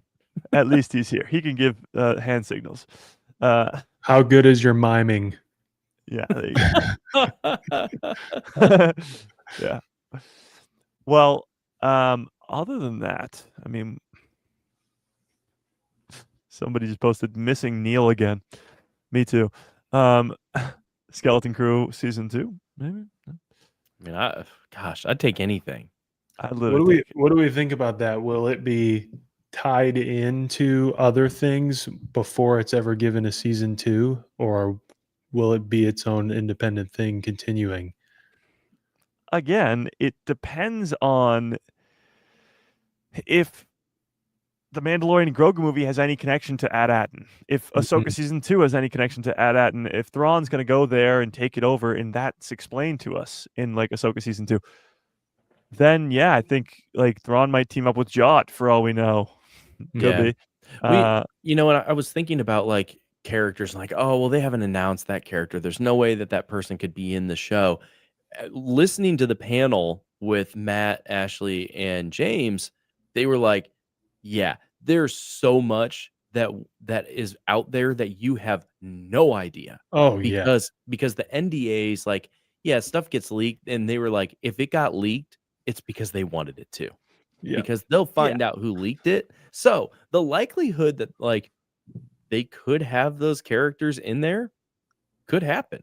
Yeah. Not saying that it's going to, but it could. Well, at Star Wars Celebration, Dave Filoni did say something because he was asked about the next live action show because Ahsoka's the last one, at least scheduled. He sort of avoided the question, but at the end he said, we got a lot going on with the live action stuff that just hasn't been announced yet. So I think there are shows like that, like maybe a Skeleton Crew season 2 or a Book of Boba Fett season 2 or whatever, that's already in the works. Like they could be getting ready to film very soon, or they've already filmed for all we know. But oh my gosh, that'd be incredible. They've definitely been working on stuff. Even the Maul series. They announced the Maul series at Star Wars Celebration, and Sam Witwer was like, I've been keeping the secret for over a year. Yeah. Mhm. Over a year. That's Like, what I'm that's a saying. long They time. could be building out all kinds of animated stuff, and you would literally never know. Never know. And going back to the live action stuff, they can keep such a secret. For example, like Dave Filoni saying that, them having a bunch of things behind the scenes that just haven't been announced yet. I mean, maybe they'll wait till 2027 for Star Wars Celebration to announce any of that stuff. But I think there's got to be a time before that because Ahsoka season 2 comes out next year. So the next live action show will have to come out long, I guess, before we get Star Wars Celebration. But yeah. Well, I remember that time of the sequels and Rogue One and Solo, everything coming out. It was just a rampant like speculation time on the internet, especially the time you just referenced, Mike, like up until 2017. Yeah. Like rampant speculation zone in a great way. Like everyone was talking. But I'll never forget me and Austin, who's been on here before, used to watch every week Collider Jedi Council. Did you ever see that show? It's like a podcast where they had like a news table, and it was a very good podcast from Star Wars podcast. But they were getting like reports for people because they're reporters talking about like, man, they have so much in the chamber and also so much in the chamber and out the chamber that there's so many steps ahead of your speculation that it's done by the time you think about it. Like by the time you're doing it, they're on to the next thing or they threw it away. Like, and so I think that is actually great news for everything that we're doing. But it's hard to fathom like what more could be out there. Cause I'll add to that. I don't think any of us were ever expecting a Maul show. We love it.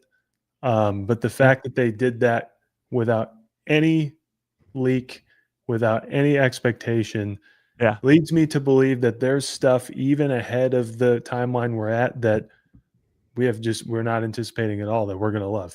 So I think we were always kind of expecting an Ahsoka show once Dave Filoni was like doing live action episodes and stuff. We're kind of always expecting like Mandalorian to blow up more, all that kind of stuff. But I don't know, especially animation. I don't know what to expect at all. In terms of also, in terms of more Skeleton Crew, I remember the last thing we heard a couple months ago was that Jude Law is going to be everywhere. Like that was sort of the rumor or report was that Jude Law is going to be in a lot of stuff in Star Wars moving forward. So his character, yes, he could be in season 2, but he could also be in Ahsoka season 2. He could be anywhere really, because if he's working with Thrawn or the New Republic or wherever he ends up, like that would be so cool. It's kind of the beauty of the ecosystem they've built with that Mandoverse. Yeah, you know, we can do all of it. Exactly. We can do whatever we want. Mm-hmm. They sure can. Like bring back a second season of Back Alive. Yeah, exactly. But like, don't call it that. Just bring it back. Call it something else. Call it the Plagueis show. Yeah, the Plagueis Stranger. Show. The Plagueis Show. Exactly. Make them laugh. I just think. Did you say Jude Law will be in a lot of more Star Wars? Yes. Yeah. So that was sort of the rumor at the time. This was, I think, in July, maybe June, but just because you can't really, I mean, you could, but you don't really bring a big actor like Jude Law over to Star Wars and then not use him as much as possible. And his character is so cool because he is that towing the line villain versus hero thing. Mhm. And people want more of the kids, obviously, but we want more of Jod too. Yeah. He Yeah. was amazing. I And mean, I the think- scene. No, Oh, go ahead. Go ahead. Oh, well, I was just gonna say the scene where he sneaks onto the ship and the kids are like, "We made it," and then he's like, "No, you didn't," and then he pulls up a lightsaber and chops off SM-33's head. Oh, so good. Yeah, as stated many times, I think the main push through in service to the Mandoverse is obviously at Adden. So that's in there for a reason. That's kind of what Skeleton Crew is going to blossom into for the rest of us. But I think for all the characters in Skeleton Crew, they left it on a note that we would specifically get stories from them moving forward. Especially, Yeah. like you said, where Jod ends up. Like, it's such a purposeful cliffhanger, and these kids were so great. I can't imagine they would never use them again. Like, Yeah. you know, Ad-Atten was purposefully in service to a bigger picture. Love that. It's a great idea. But I think their specific stories were left open for a reason. Well, you got to think too, in between, if they're doing a Mando trilogy, again, they haven't announced it yet, but if they're doing it, there's going to be multiple years in between these movies, at least. Mhm. So if Mando movie 1 is in 2026, Mando movie 2 is probably in 2028. So you're going to need shows in between.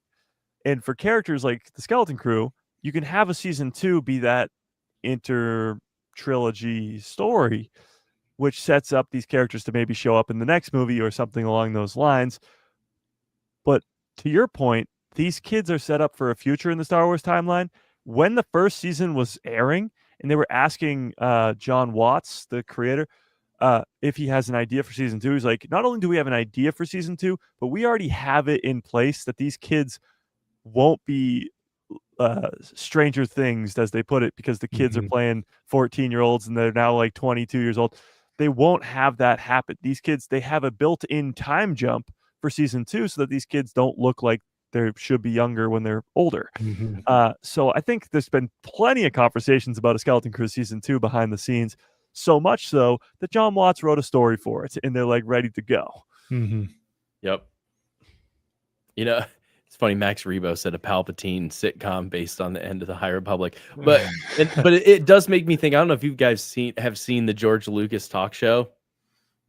That show's hilarious. Yeah. It is so incredibly funny. Yeah. Max, I'm not trying to get pulled over. Yeah. Don't get pulled over, Ron. No. It's your anniversary. You can take a night off, for time. goodness sakes. But the George Lucas podcast or talk show, it's so funny. And like the guy that's dressed up as Watto.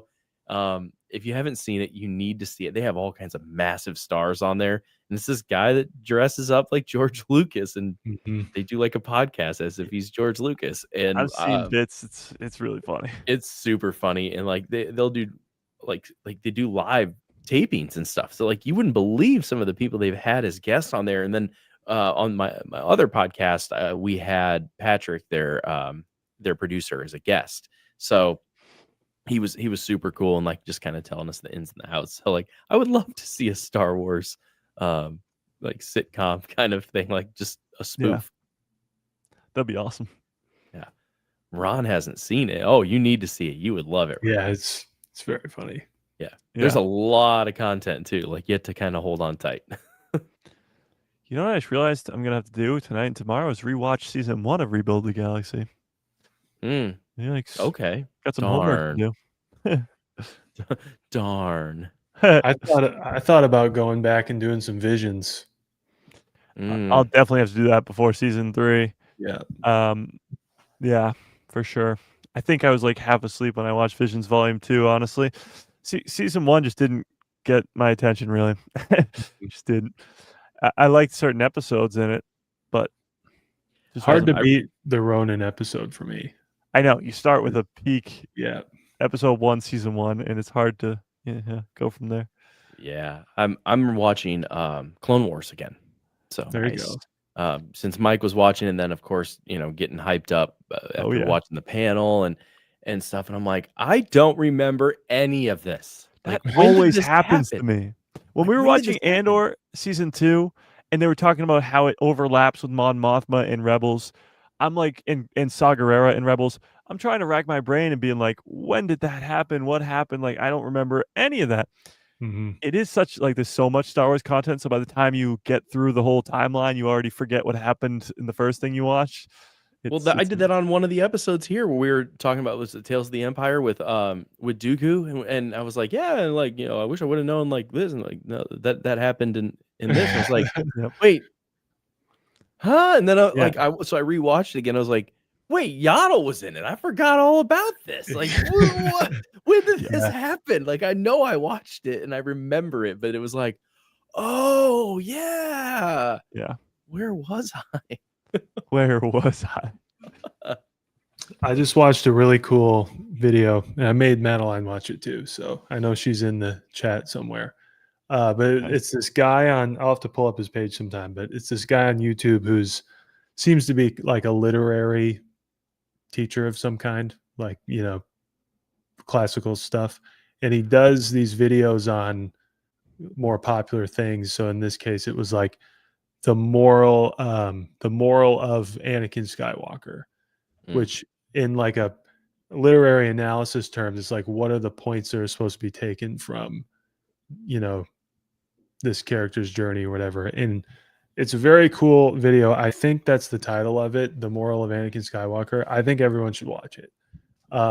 He keeps it to the main 6 films. He doesn't really allow for anything else to get in there because it gets too hairy. I think he counts Rogue One also.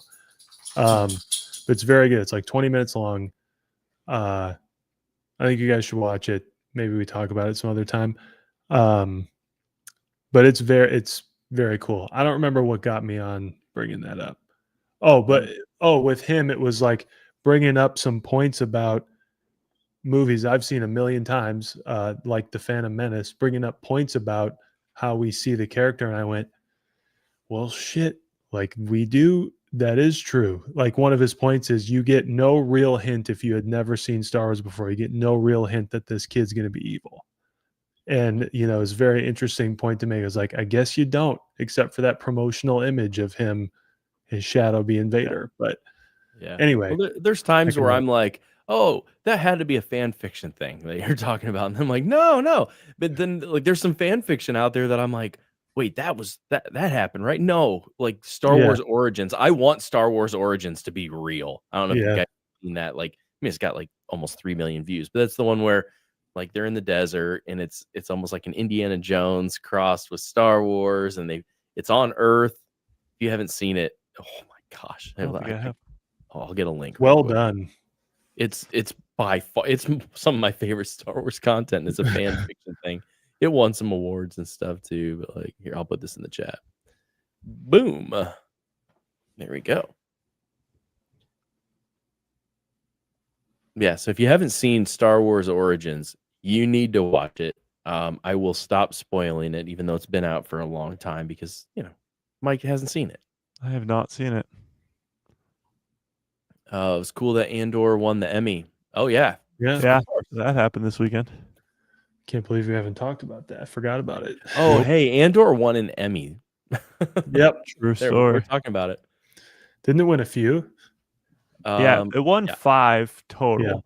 But the one that sort of mattered, I guess, it's the big one, I guess, was the outstanding writing. So it won the writing one, which is huge. I mean, it is some of the best written Star Wars ever. Mhm. But what was great too was Dan Gilroy, Tony's brother, went up on stage and he was like, thank you, whatever. And he's like, I have friends everywhere. And everybody's like, let's go. But he thanked the fans and all that, so it was great. That's awesome. Yeah. Well, we're getting close to the 2-hour mark anyway. Yeah. The big one was on TV. Yeah. A lot of those don't get aired. They have like a lot of sub awards almost. I'm just happy to be nominated. But no, we're reaching close to that 2-hour point again. Like we always get on these side rants and stuff, and I love when that happens. But this has been a lot of fun. Not as fun when Ron's not here, or maybe a little bit more. Wait, no, not as fun. Not as fun. He was here for a little bit. He was, but Ron, it's your anniversary. Go celebrate your anniversary. Have some fun. Take the night off of Star Wars. It's fine. But we'll allow it for now. Yeah, this was a great time. Any closing thoughts, gentlemen? Mike's got a live stream tomorrow. That too, but let's hope there's a Mando trailer tomorrow. That's the biggest hope that I got. Yeah. So fingers crossed for that, but also before your show. Yeah. That'd be great. That'd be fantastic. Or during would be even better. I agree. But hope for that, but also hope for more set photos from Starfighter, because if Sean Levy's posting stuff like that, then that'd be great to see more of that. That would absolutely be great to see. And hopefully Derek goes to more of these cons, because he comes back with all the information that needs to be heard. Yeah, and I don't think I can afford to keep going to them. I spend so much money. I'm like, everybody needs my money. Like, why not spend $100 on a picture that I didn't need? It's fine. Exactly. Fine. It's okay. But no, it was fun. It was a blast. All right. Well, friends, this has been Star Wars Jedi Chat podcast. And I prefer when Ron's the host, because he knows what he wants to do, and it's way better that way. But this was a lot of fun. So thank you all for hanging out, and we'll see you next time. We'll be here next week. Same bat time, same bat channel. See you guys later.